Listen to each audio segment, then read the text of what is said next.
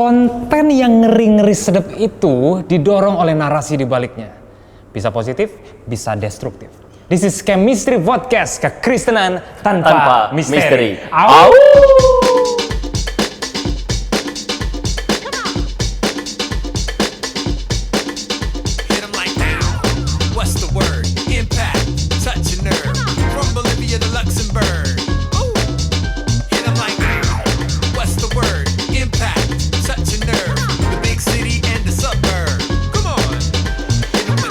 Dan bersama Bro Andre Tunggal di samping gue, kita akan lanjut lagi ngebahas soal satu tema, yaitu konten ngeri sedap. Itu kan di drive ya, orang yang bikin itu kan, dan narasinya ngalir ke arah mana gitu ya. Bro, ada contoh nggak konten-konten yang memang narasinya positif, ngangkat, atau juga destruktif karena dia nggak punya tujuan, asal rame aja, bakar, goreng aja istilahnya. Dari perkataan lu bro, udah kelihatan bahwa sebenarnya apa sih yang membedakan antara positif dan negatif tadi. Artinya narasi yang positif atau konten yang positif dan negatif itu semua bermula dari, gue sih percaya Yesus bilang apa yang keluar itu berasal dari hati. Jadi hati atau motivasi itu penting. Yeah. Jadi banyak gak konten-konten yang di luar sana yang ngeri-ngeri sedap tetapi jadinya negatif? Oh banyak banget. Kenapa? Karena menurut gue sih sesederhana karena memang konten-konten tersebut adalah konten-konten yang bukan ditujukan untuk membuat satu ide atau narasi itu menjadi netral, dari yang negatif jadi netral, atau dari sesuatu yang katakanlah kontroversi itu menjadi baik. Dia akan bikin satu narasi sesederhana atau video itu sesederhana, ya penting rame, yang penting banyak ditonton, yang penting diomongin orang, di forward orang, dan lu tau lah maksudnya karakteristik kita orang netizen di sini adalah lu nggak akan ngebagiin sesuatu kalau sesuatu itu nggak bikin rame gitu kan. Iya kan? Grup WhatsApp keluarga. Di WhatsApp keluarga lu dapetin misalnya hoax apa, lu sikat forward ke sana kemari. Kenapa? Karena itu rame. Lah kalau misalnya beritanya apa? Presiden Jokowi makan pecel lele, ya biasa aja begitu loh misalnya kan. Ya nggak bakal. Nah itu tadi motivasi. Yang kedua, bagaimana narasinya? Makanya ini sekarang kita ngomong tentang isinya nih gitu. Isinya lu akan arahin kemana? Gitu. Iya. Kan tadi kan kontroversi nih. Sekarang isinya lu mau arahin kepada sesuatu yang make people better, membuat orang feel better, atau membuat orang makin benci orang. Nah itu misalnya salah satunya. Kalau tanya contohnya gimana? Ya nggak etis lah kalau gue sebut orang ya. Betul. Tapi gue berani jamin sih. Gue berani jamin bahwa konten-konten yang gue bikin adalah konten-konten yang gue pengen pastikan bahwa yang nonton punya pikirannya bener.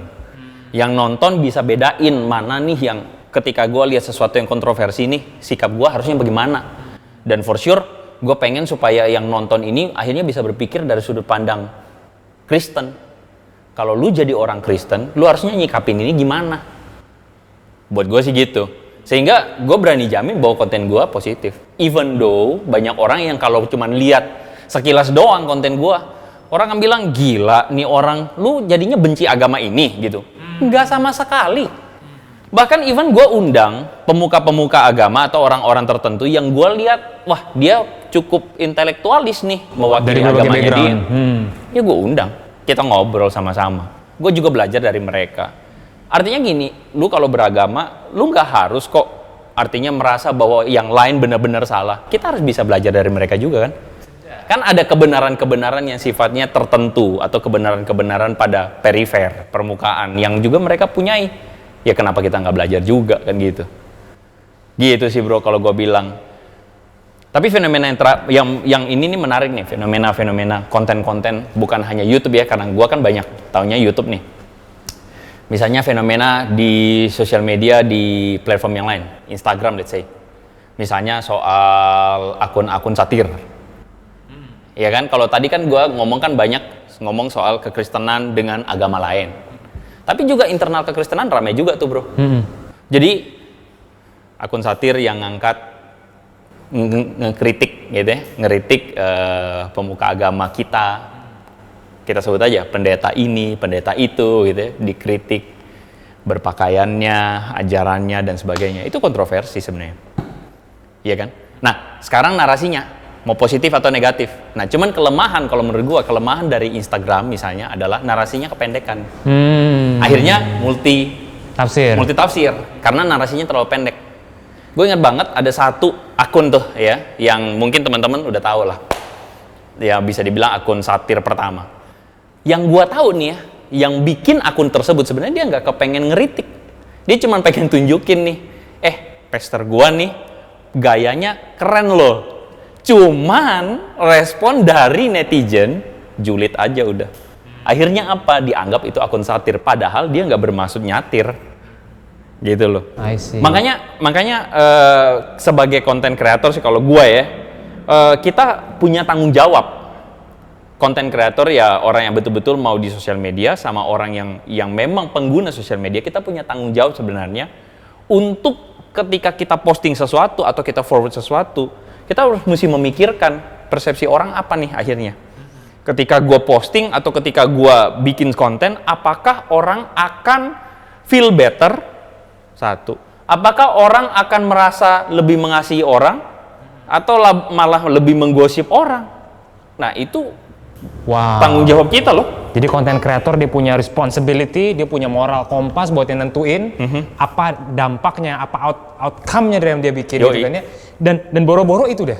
Ada konten kreator memang tujuannya buat dapetin ini guys, pakai banyak viewer gitu kan ya, dimonetize dan semua yang dia masukin, wah pokoknya hasilin duit yang banyak gitu kan. Dan memang itu adalah tujuan dia dengan konten itu. Menurut bro, gimana dengan fenomena seperti itu? Karena memang ya kalau dia seorang influencer, dia seorang rohaniwan dan dia cari uang melalui bikin konten-konten yang panas dong tentunya dong, supaya dapetin makin banyak gitu kan. Nah itu gimana menurut bro Andre?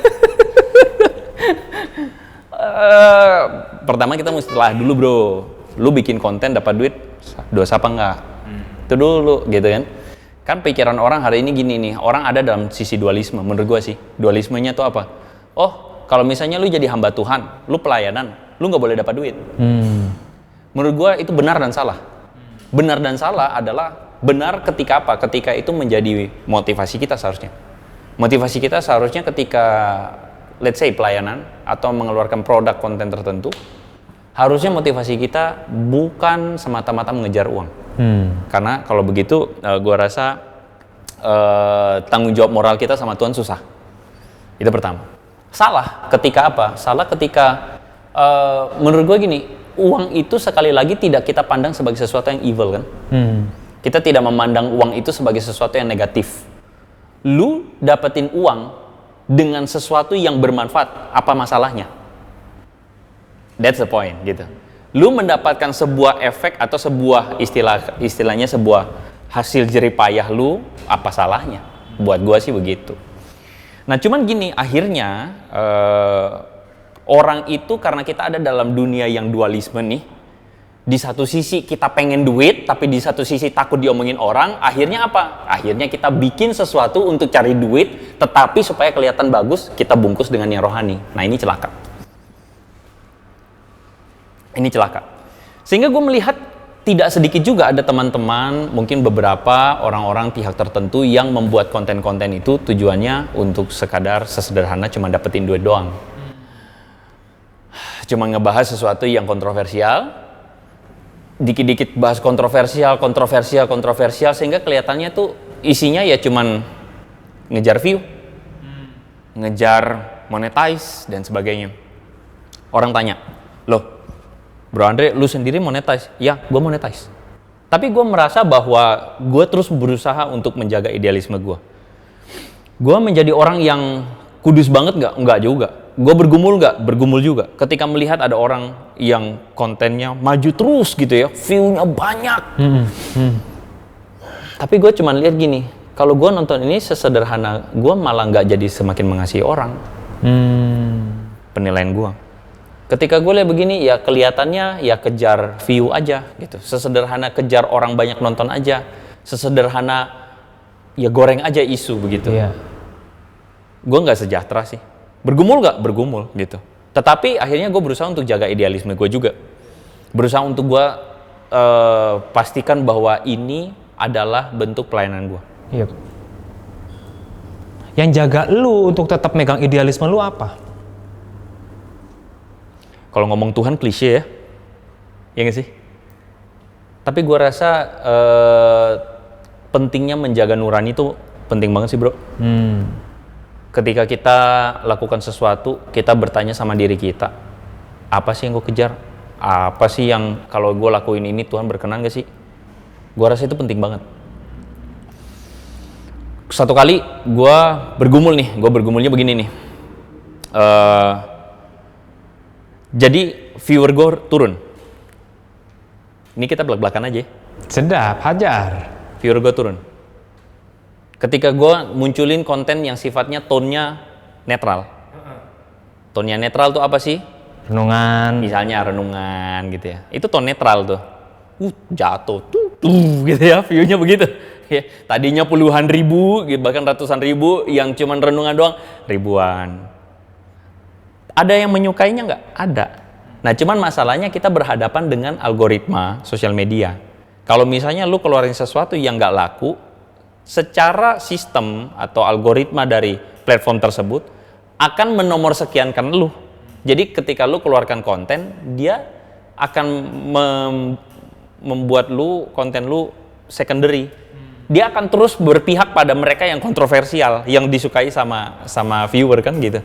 Akhirnya berada pada dilematis nih. Gua harus pinter-pinter nih mainin algoritmanya nih, pinter-pinter bikin konten nih, pinter-pinter angkat isu yang kontroversi. Ya gue mesti bikin ini menjadi sesuatu yang menarik dong. Gue mesti bikin ini menjadi sesuatu yang bener dong gitu. Gue mesti arahkan narasinya untuk bener dong. Nah itu gak gampang tuh bro, sangat gak gampang.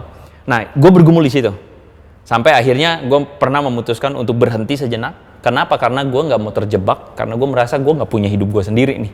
Gue cuman bikin konten capek bro gitu. Ya tentu karena tujuannya kan bukan buat bikin ini jadi komersil ya. Kalau gue bikin komersil ya gue hire orang, gue bayar profesional dan sebagainya. Tapi karena memang gue nggak memikirkan ke arah sana, bukan berarti salah juga. Gue nggak memikirkan ke arah sana, ya sudah gue berhenti dulu. Jadi prinsipnya itu seperti itu. I see. So guys, di hari ini di mana the world is flat, semua orang bisa jadi content creators. Semua orang bisa jadi finger warriors dan bisa ketik, bisa kasih message kepada seluruh dunia. Tapi sedikit orang yang benar-benar jaga hati nuraninya, yang jaga idealismenya. Kenapa gue lakukan ini? Apa dampak yang sedang gue perbuat dengan apa yang gue post di internet ini? Dan apa narasi yang mau gue bikin. So kita akan lihat lagi lebih dalam lagi gimana sih sekarang kritik yang ada, masalah yang ada di dunia sosial media, post dan segala macam digital platform yang ngeri-ngeri sedap. Tapi kita akan lanjut setelah yang satu ini, tetap di Chemistry Podcast. Kekristenan tanpa misteri. Au.